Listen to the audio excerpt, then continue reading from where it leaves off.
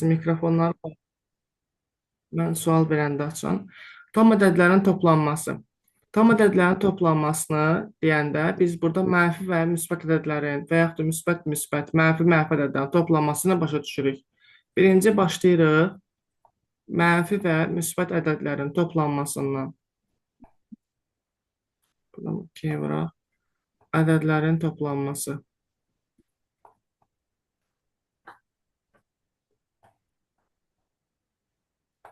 Burada nəyə fikir verməliyik? Məsələn, bizə deyir ki, mənfi 5 üstə gəlinsin 11. Burada iki dənə hal mövcuddur. Bu olsun A halı.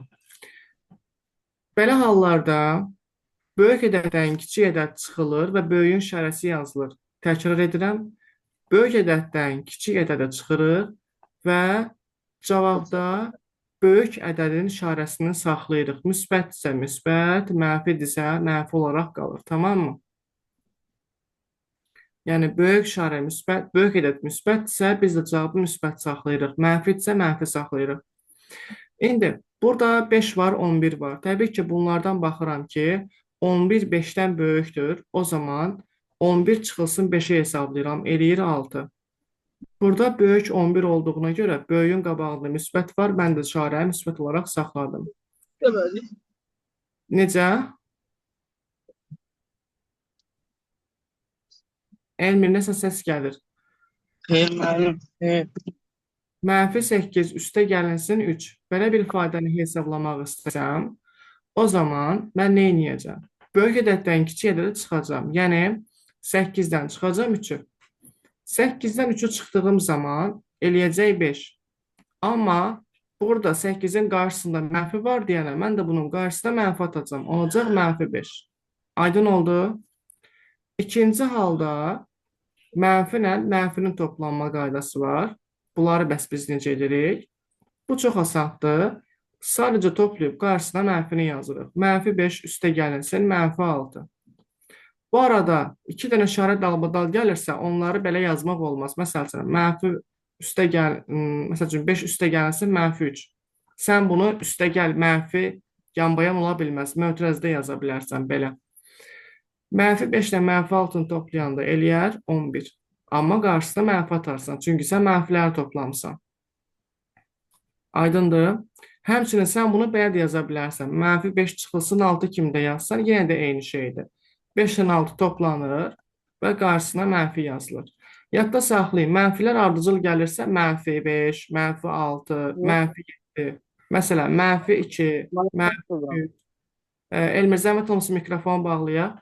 Mənfi 2, mənfi 3, mənfi 6 bu formada gəlirsə, o zaman biz nə edirik uşaqlar? Yenə də toplayırıq hər birini və qarşısına mənfini atmış olur. Burada da olur. Mənfi 11 olmuş olur. Elmir, mikrofonun açıq qalıb, zəhmət olmasa bağlayaq. Kayda kənar səslər düşür. Elmir, mən eşidirsən. Ben yemin yüzüne kırgındı. Çayımı yediğin önüne koy. Sen çayımı. Kaydımız getdi heçə. Uşaqlar, xahiş edirəm, mikrofonları bağlayın. Sizin evinizdə olan səslər kayda düşmüş olur. Əlaqəni məndən itirməyin. Ümidvaram ki, kənar səslər kayda düşmədi. Çünki bunu montaj eləmək mənim üçün də asan deyil. Bu boyda video gedir burada. Üçüncü hissədə bunların çıxılması söhbəti var uşaqlar. Çıxılma söhbəti var. Çıxılmasında bəs necə olur? Məsələn, deyirəm ki, mənfi 5-dən çıxıram, müsbət 6-nı. Bu formada yazıramsa o zaman mənfilər toplanır, ədədlər toplanır. Qarşısına mənfi yazılır. Bir də mənfi 5-dən mənfi 6-nı çıxa bilərik. Belə halda isə birinci ədəd yerində qalır. 2 dənə mənfi bizə müsbət verir. Olur 6. Və biz yenidən qaydırıq hara? Birinci qaydaya, mənfi ilə müsbət ədədlərin toplanması qaydasına gəldik. 6-dan 5 çıxıram, 1 eləyir, müsbətin işarəsini saxlayıram. Çıxılmanın da qaydası budur. Belə. İndi mənfi ədədlərin tam və kəsr hissələrinin tapılmasına baxaq. mənfi ədədlərin tam və kəsr hissələrinin tapılması.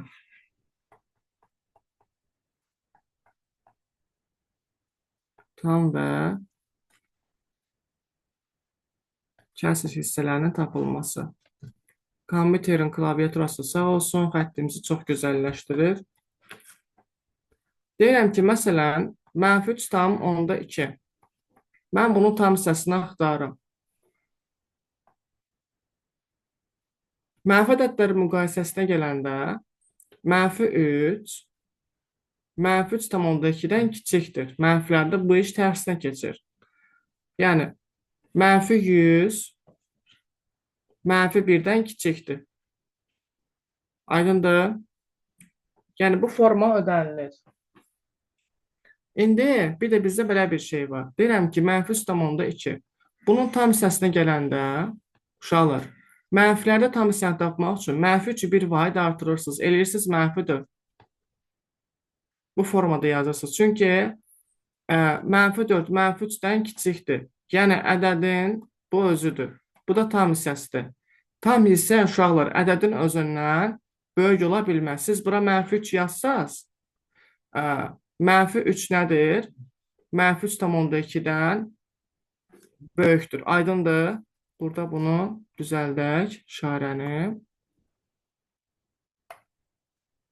Daha doğrusu, mənfi 3, mənfi 3,2-dən nədir uşaqlar?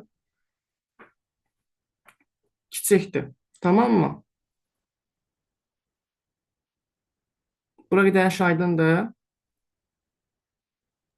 Ona görə də mən yazanda bura tam hissəni mənfi 4 yazıram.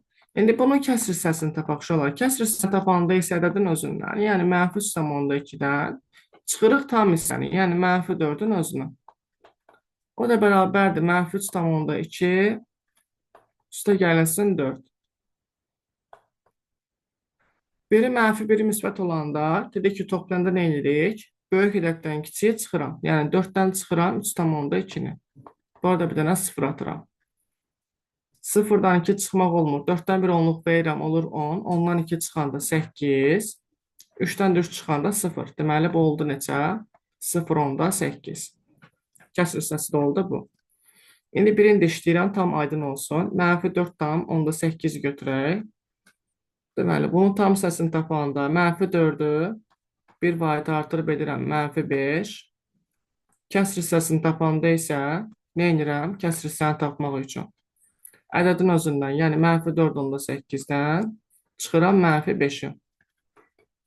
Mənfi 4 onda 8-dən 5-ə çıxmaq. Yəni, mənfilər dalbadal gələndə bizə müsbət verir. Olur müsbət 5. O da bərabərdir. 5-dən çıxıram 4 onda 8-i eləyər 0 onda 2. İndi bunun köklərlə olan ifadələri var. Məsələn, deyir ki, bizə mənfi kök altında 36. Təbii ki, buradan tam hissəni biz çıxara bilirik. Çünki kökdən zaten rəqəm çıxır 36-dan çıxır 6 və burada olacaq mənfi 6. Amma bunun kəsr hissəsi yoxdur. Kəsr hissə 0-a bərabərdir. Çünki kökdə 36-dan 6-nı çıxanda zaten mənfi 6 çıx 6. Mənfi 6 daha doğrusu üstə gəlsin 6 olur. Bu da bizə verir 0. Açıqlamasını da belə yazdım sizin üçün. Çıxılsın mənfi 6. 36-dan kök çıxır 6. Qarşısında da bir mənfi var. Kökün oldu mənfi 6. 2 dənə mənfi dalbadal bizə müsbət verir. Olur nə? Müsbət 6. Bərabər də olur nəyə? 0-a. Aydındır. İndi mən yazıram ki, kökdə 19, amma mənfisi ilə yazıram da bunu. Mənfi kökdə 19-dursa uşaqlar, bunun tam hissəsi deyəndə,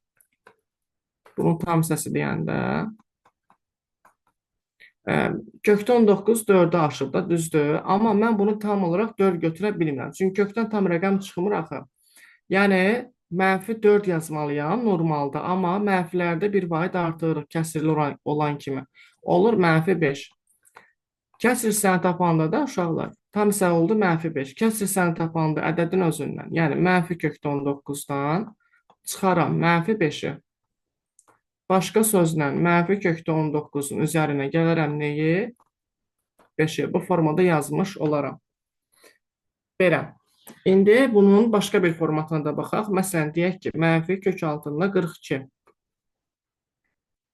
Mənfi kök altında 42-ni soruşursa, bunun yəni tam hissəsini bizdən soruşursa, onda mən deyirəm ki, bunun tam hissəsi olur. Bu neçənin kvadratını aşıb keçib 42, təbii ki, 7'dir. 6-nın. Düzdürmü? 7 yox, 6-nın. O zaman qarşısında bir mənfi var deyənə biz artıq tam hissəyə mənfi 7 deyəcəyik.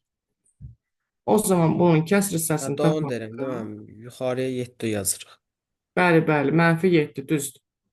Kəsr hissəsini tapanda ədədin özündən, yəni mənfi kökdə 42-dən mənfi 7-ni çıxırıq. Mənfi 7-ni çıxmaq, yəni üstünə 7-ni gəlmək deməkdir. Burada göstərdim. 2 dənə mənfi dalbadal gəldi, müsbət verir. Burada təkrar yazmadım.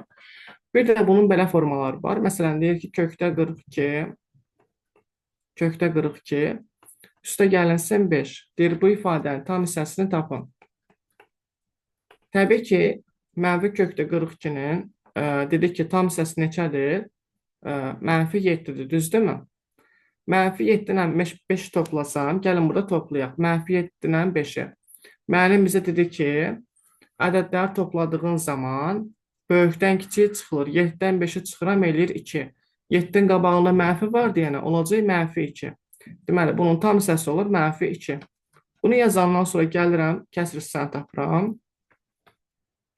Kəsr hissəni tapmaq üçün ədədin özündən, yəni mənfi kökdə 42, üstə gəlinsin 5-dən, çıxıram nəyi? Onun tam hissəsini. O da bərabərdir. Mənfi kök altında 42, üstə gəlinsin 5, mənfilər yanbayan gəldiyindən toplanır. Olur, mənfi kök altında 42, üstə gəl 7. Aydın oldu? Hər şey qaydasındadır, aydındır. Aydındır. Bəli, müəllim, aydındır.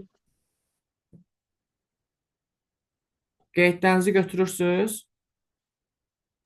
Mən kayd olunur. Murad kayd olundu. İyi Söndür günler. kaydı zəhmət olmasa. Söndürün. Aha, bəli, burada söndür.